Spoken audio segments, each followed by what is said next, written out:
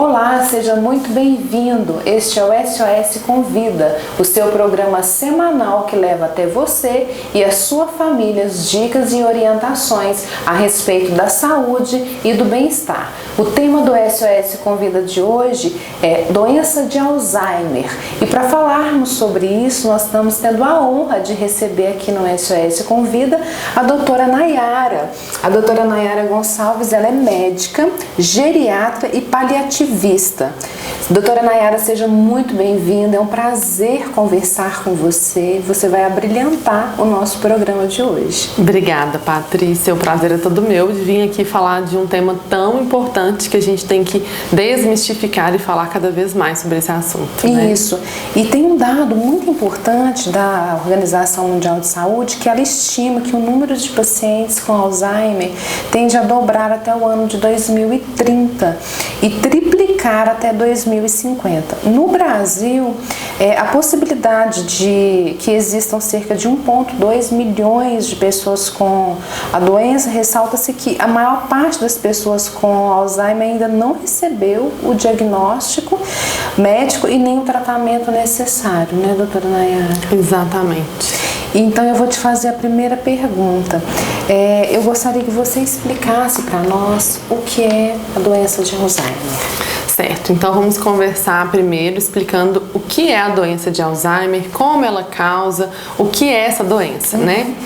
A doença de Alzheimer é, dentre as demências, a demência mais comum que a gente tem.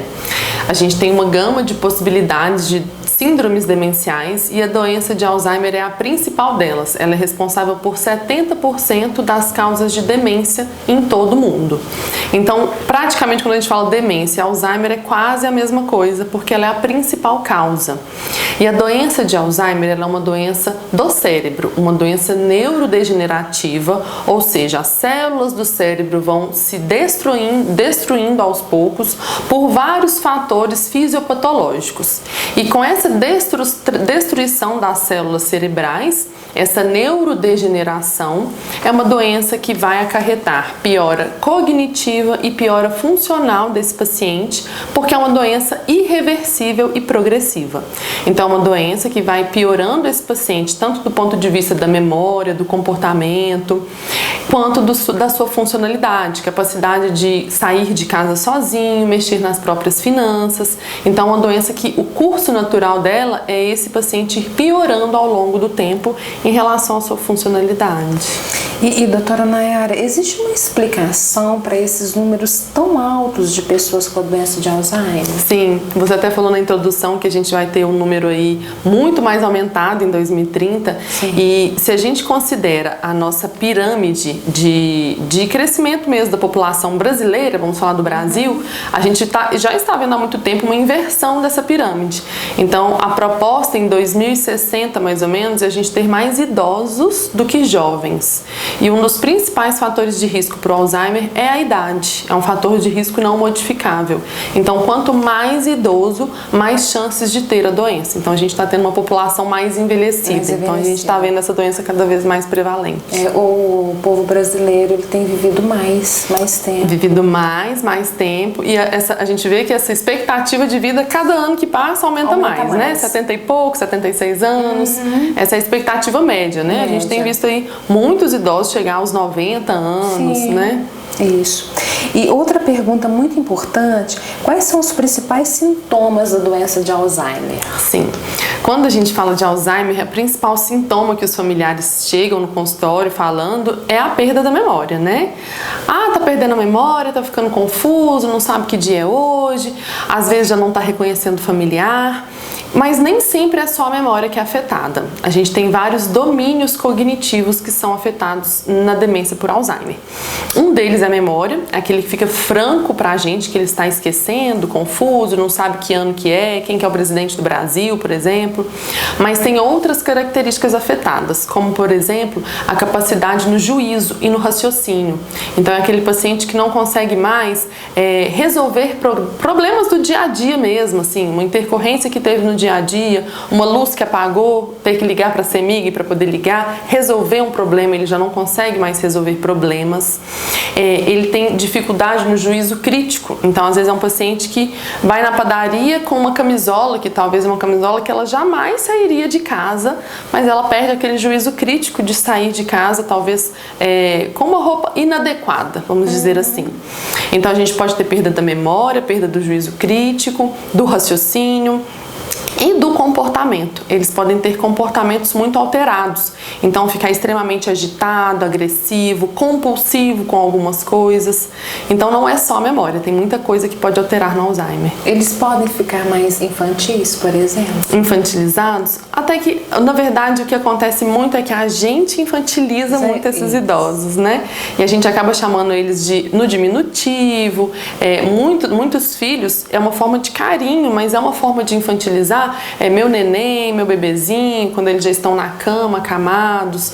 Eles talvez podem se manifestar mais infantilizados justamente pela perda do senso crítico, né? De entender e de querer alguma coisa e pirraçar, vamos dizer assim. Sim. Mas não é proposital, é justamente por não entender o contexto atual, né? E o que está acontecendo ao seu redor. Entendi. E a doença de Alzheimer é uma doença que acomete somente os idosos? Boa pergunta, porque um dos fatores de risco, como eu disse, é a idade. Então, quanto mais idoso, mais chances a gente tem de ter Alzheimer no futuro. Mas existe a possibilidade de ter doença de Alzheimer precoce, quando esses pacientes têm menos de 65 anos. Então, é possível um paciente de 55 anos ter Alzheimer? Infelizmente, sim. Mas a boa notícia é que é muito mais raro. Essas demências precoce, que a gente chama, antes dos 65 anos, é mais ou menos 1% das doenças de Alzheimer. Então é possível, é muito menos prevalente, 1%, e quando isso acontece, o fator genético é muito importante e geralmente são demências que a gente fala de avassaladoras. Esse paciente piora muito rápido. É diferente daquele paciente com Alzheimer que abre o quadro aos 70 anos, é um paciente que aos 80 anos ele está numa fase mais avançada, então demora muitos anos para avançar, né, de fases. Quando essa demência é precoce, antes dos 65 anos, com poucos anos esse paciente já não está falando, já tem grande dificuldade de andar, de se comunicar, de comer. Então elas são doenças mais, uma progressão mais rápida quando ela é mais precoce. E a doença de Alzheimer pode ser confundida com outras doenças? Sim, porque na verdade quando a gente pensa em doença de Alzheimer, é o que eu disse aqui, ela é um dos tipos de demência, né? A gente tem demência frontotemporal, demência por corpus de Levy, demência na doença de Parkinson, hidrocefalia de pressão normal, que simula uma demência. Então a gente tem várias outras possibilidades de diagnóstico. Por isso é importante quando a gente tem um idoso com uma alteração da memória, do comportamento, da personalidade, e a gente fala assim, esse estranho, esse idoso está estranho, tem alguma coisa acontecendo, é importante a gente avaliar, porque existem algumas causas de demência que são reversíveis, né? Se for por uma deficiência importante de vitamina B12, uma doença da tireoide muito descompensada, pode simular um Alzheimer. Então a gente pode tratar esse paciente e não ter nada a ver com Alzheimer, né? E quando a gente olha e avalia, muita gente achava que era caduquice, Alzheimer, né? E não era. E tem uma pergunta muito importante, as pessoas podem confundir Alzheimer e demência? É um tipo de demência, como você bem disse, mas eles confundem. Confundem, e muitas das vezes quando a gente fala assim, não, esse paciente tem demência, a família corrige, mas não era Alzheimer. Ou quando a gente fala que é Alzheimer, mas Alzheimer é demência? Então eu costumo dizer o seguinte, demência é um termo guarda-chuva, é um termo que se eu fosse colocar numa cesta de ovos, é a cesta, é o termo demência. E ali tem vários ovos, né? Tem ovo de galinha, tem ovo de codorna. Cada um desses ovos são tipos de demência. Então, por Alzheimer, por corpúsculo de Levy, demência frontotemporal. Então, todas são demências. Das demências, a gente tem vários tipos, sendo a Alzheimer a mais prevalente. Então, a demência, o Alzheimer é como se fosse uma ramificação. Uma ramificação, um tipo de demência, né? E pode falar que é a mesma coisa? É a mesma coisa, tá dentro dela, né? Tá dentro. Então, assim, todo Alzheimer vai ser uma demência, mas nem toda demência vai ser por Alzheimer. Isso. E quando esse paciente fica muito agitado, confuso, como você falou, pedindo para voltar para casa, quando ele realmente está dentro de casa, mas ele quer voltar para casa, o que a família precisa saber para poder cuidar disso? Isso é muito comum, é uma questão muito comum no consultório. Eles não reconhecem o próprio lar e demandam muito do familiar ou do cuidador que quer ir para casa, eu quero ir para minha casa. Isso acontece porque eles já não estão mais reconhecendo o próprio lar. A gente chama isso de transtorno de comportamento. Isso acontece, tem horários do dia específico que acontece, muitas das vezes acontece no finalzinho do dia ou no inicinho da manhã. A melhor forma de manejar, eu falo isso muito com os filhos, é deter de informação para a gente manejar esse paciente de forma não farmacológica. E o que é isso? Saber que na hora que ele estiver confuso, não adianta a gente tentar convencê-lo, bater de frente, explicar para ele, né? Você está na sua casa, fulano, olha aqui sua cama, olha aqui sua televisão, não adianta. Então, nesses momentos, a melhor estratégia é a da distração. Se ele quer ir para casa, a gente sai de casa, dá uma voltinha no quarteirão e volta com ele para casa. É uma boa estratégia, sabe?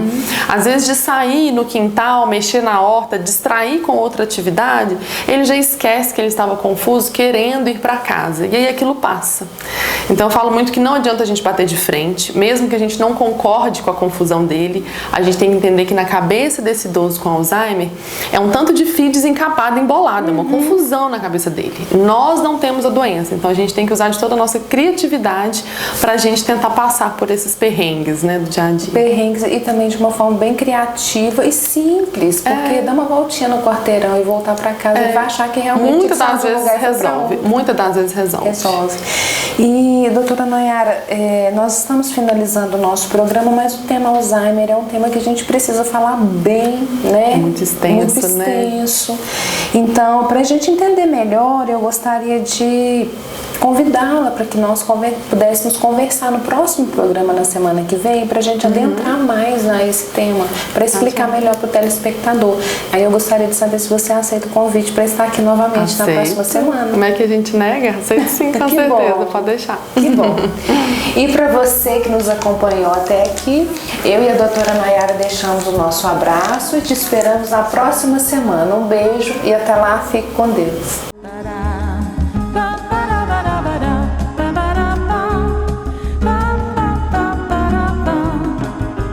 Bye.